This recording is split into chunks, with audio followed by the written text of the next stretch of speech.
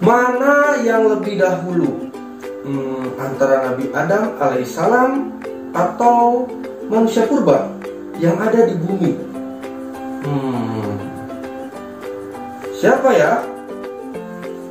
Dulu lah. Ya manusia purba lah. Nabi Adam. Manusia purba. Manusia purba. Nabi Adam. Manusia purba. Nabi Adam. Stop. Daripada ribut, yuk kita simak videonya sampai habis. Oke? Zombie Apocalypse.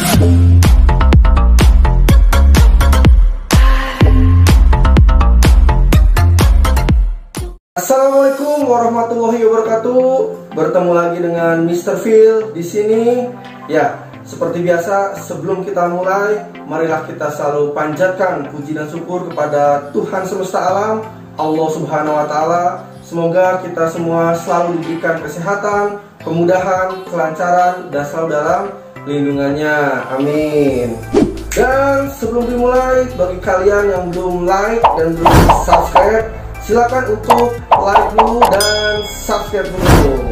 Oke? Nah, jika sudah, hari ini kita akan membahas contoh teks eksposisi yang berjudul mana yang lebih dulu, Nabi Adam alaihissalam atau manusia purba yang ada di bumi. Nah, ya, daripada ribut-ribut yang di awal, yuk kita simak langsung saja tanpa basa-basi. Mari kita mulai.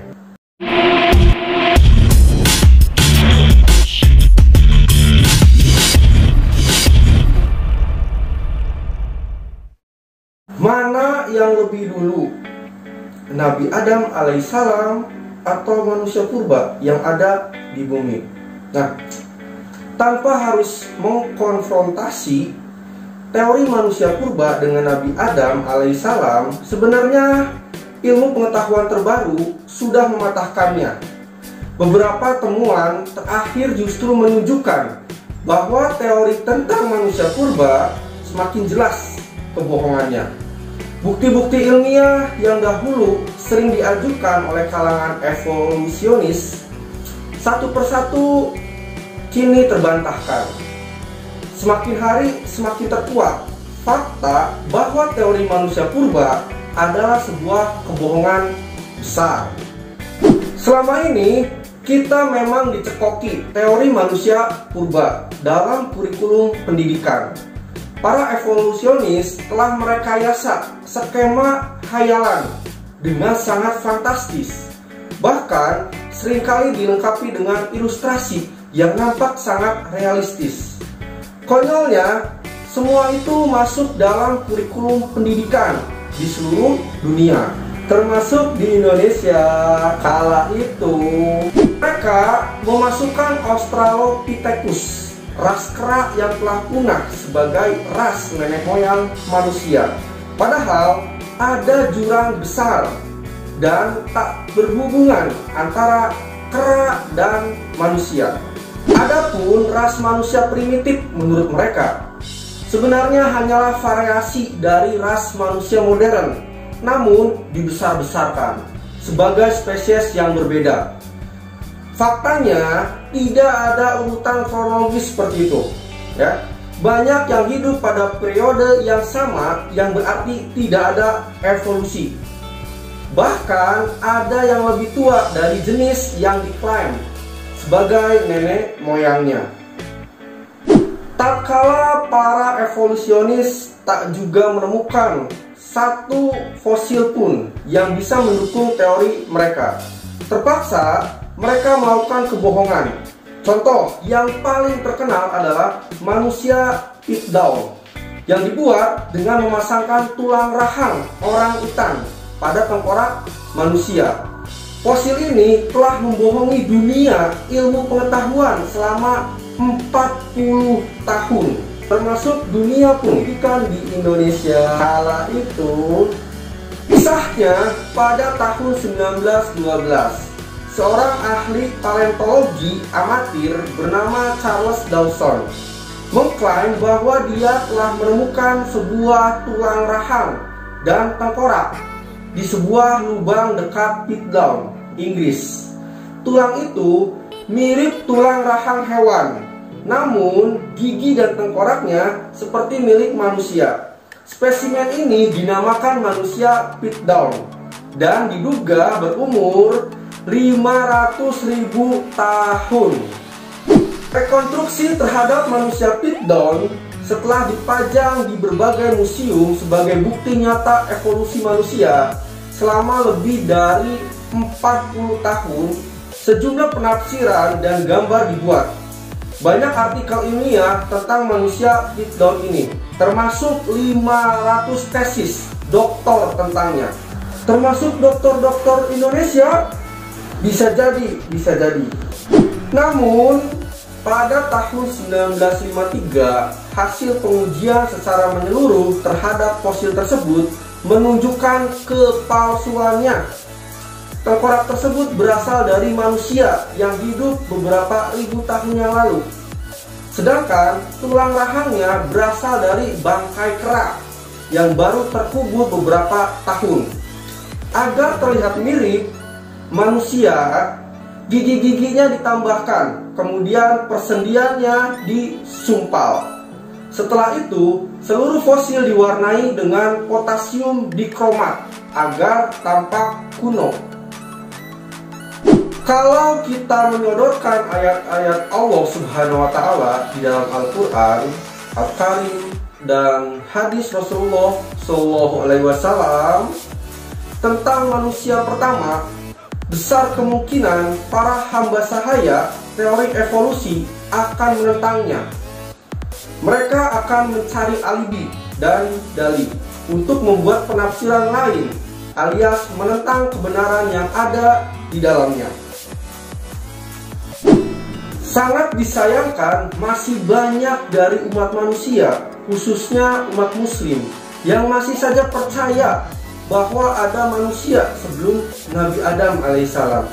Fanatisme ini buta kepada teori evolusi telah membuat mereka menentang apa yang telah Allah Subhanahu wa Ta'ala sampaikan dalam kitab suci Al-Quran. Jadi, jawaban yang benar adalah bahwa teori evolusi manusia berasal dari kera itu tidak pernah ada dan salah besar. Betul banget tuh bro, setuju pisan. Sebab teori evolusi juga tidak pernah terbukti. Ada sejuta janggalan ya, atau kejanggalan yang memaksa teori evolusi termasuk teori manusia purba harus dihapus dari kurikulum pendidikan sekolah di seluruh dunia. Nabi Adam alaihissalam adalah manusia pertama di muka bumi, makhluk cerdas nan mulia dari surga. Kecerdasan manusia sungguh merupakan loncatan besar dalam sejarah bumi, yang sebelumnya hanya dihuni oleh makhluk-makhluk kelas bawah berupa hewan dan tumbuhan. Karena sejatinya manusia itu bisa menggunakan akal pikiran dan hatinya, sehingga bisa membedakan mana yang baik dan mana yang buruk. Jikalau memang ada teori tentang manusia purba, secara esensinya itu hanyalah jenis hewan atau binatang seperti kera yang menyerupai manusia secara fisiknya, tapi bukan manusia secara hakikatnya. Mungkin di zaman sekarang ini menjadi terbalik ya, dimana tidak sedikit manusia secara fisiknya adalah manusia, tapi secara akal dan tingkah lakunya layaknya seperti hewan atau binatang. Contohnya, lihat tuh, para koruptor, para penjilat kekuasaan, para pencuri-pencuri yang bukan haknya, dan masih banyak lagi yang sifatnya menghalalkan segala cara untuk saling sikat, saling sikut, ya, saling hujat demi mencapai kepuasan dan kepentingannya pribadi yang hanyalah kesenangan sesaat, sehingga tidak pernah memikirkan kerabat, sahabat, apalagi umat. Mikir. Nah, itulah contoh teks eksposisi. Seru kan ya, bagaimana manusia pertama yang ada di bumi, ya kan? Apakah Nabi Adam alaihissalam atau manusia purba? Akhirnya terjawab juga. Nah, di dalam contoh teks eksposisi tadi itu ada strukturnya. Seperti apa strukturnya? Mari kita bahas satu persatu. Struktur yang pertama adalah struktur bagian pernyataan umum atau pernyataan pendapat atau juga disebut dengan tesis, di mana bagian ini berfungsi untuk memperkenalkan topik sekaligus menetapkan pembaca pada posisi tertentu. Karena dengan teks yang digunakan, penulis itu ingin mengemukakan pendapat, ya, argumentasi pendapatnya, ya. Maka pembaca bisa berada pada posisi yang sepadan atau pada posisi yang berseberangan dengannya. Nah, dalam contoh teks eksposisi yang tadi, itu struktur pernyataan umum atau pendapat atau tesis ada pada paragraf yang pertama. Nah, yang ini, ya kan? Selanjutnya, yang kedua, dalam contoh teks eksposisi yang tadi, itu ada struktur bagian argumentasi. Nah, struktur bagian argumentasi ini dalam contoh teks eksposisi yang tadi itu terdapat pada paragraf kedua sampai dengan paragraf ke-10, di mana argumentasi itu adalah panjang dan pendeknya bagian argumentasi ini tergantung pada jumlah argumen yang telah kalian kenalkan, ya, secara garis besar di dalam pernyataan umum. Kemudian kalian menyebutkan ulang dan menjabarkan argumen tersebut dalam paragraf-paragraf. Makanya tadi dalam contoh teks eksposisi, argumentasi terdapat pada paragraf 2 sampai dengan 10, ya, karena berisi tentang argumen-argumen pendapat atau pendapat-pendapatnya penulis. Nah, itulah argumentasi. Yang ketiga, struktur bagian penegasan ulang pendapat. Nah, dalam teks eksposisi yang tadi, itu struktur penegasan ulang pendapat ada pada paragraf ke-12, di mana pengulangan tersebut dilakukan dengan berdasarkan pada argumen yang sebelumnya disajikan, ya. Jadi ditegaskan di situ. Yang sebelumnya disajikan dalam argumentasi yang paragraf 2 sampai dengan paragraf 10. Nah, di sini paragraf yang terakhir itu penegasan ulang pendapat, ya, di mana di dalamnya menegaskan ulang, ya. Pengulangan opini bersifat pilihan sehingga tidak semua teks eksposisi mempunyainya.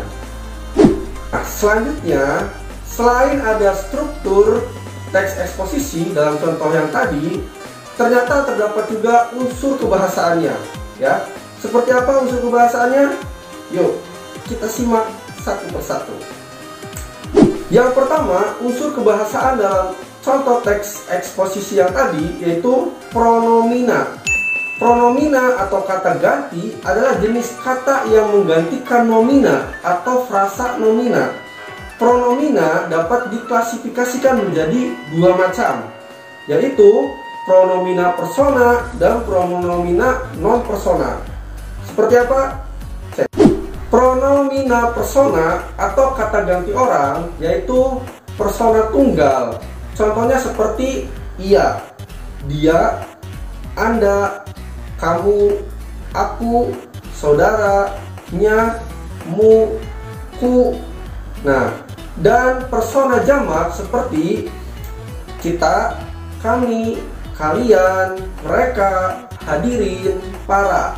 Nah, unsur kebahasaan pronomina persona itu terdapat dalam teks eksposisi yang tadi, terdapat pada paragraf ke-9, di mana dalam paragraf 9 itu terdapat kata kita, mereka, para. Nah, kata kita, para, dan mereka itu adalah salah satu pronomina persona, yaitu persona tunggal, ya. Selanjutnya pronomina non persona, ya, kata ganti bukan orang, yaitu pronomina penunjuk seperti ini, itu, sini, situ, dan sana. Contohnya terdapat dalam teks eksposisi yang tadi itu pada paragraf ke-2, di mana dalam paragraf kedua itu ada kata ini dan ada kata itu. itulah contoh pronomina non persona dalam teks eksposisi. Yang kedua, unsur kebahasaan teks eksposisi adalah menggunakan nomina dan verba. Nah, nomina, kata benda, merupakan kata yang mengacu pada benda, baik nyata maupun abstrak. Dalam kalimat berkedudukan sebagai subjek biasanya. Dilihat dari bentuk dan maknanya, ada yang berbentuk nomina dasar maupun nomina turunan. Nah, nomina dasar seperti nama seseorang, sebutan nama, gambar, meja, rumah, pisau. Adapun nomina turunan seperti perbuatan, pembelian, kekuatan, dan lain-lain. Contohnya dalam teks eksposisi yang tadi itu terdapat pada paragraf ke-10, di mana dalam paragraf ke-10 itu terdapat nama yaitu Nabi Adam alaihissalam. Nah, itu adalah salah satu nomina. Paham? Berikutnya menggunakan unsur kebahasaan verba. Nah, verba adalah kata kerja, merupakan kata yang mengandung makna dasar perbuatan, proses, atau keadaan yang bukan sifat. Dalam kalimat biasanya berfungsi sebagai predikat, ya. Contohnya dalam teks eksposisi yang tadi itu terdapat pada paragraf kedua, di mana dalam paragraf kedua terdapat kata dicekoki, merekayasa.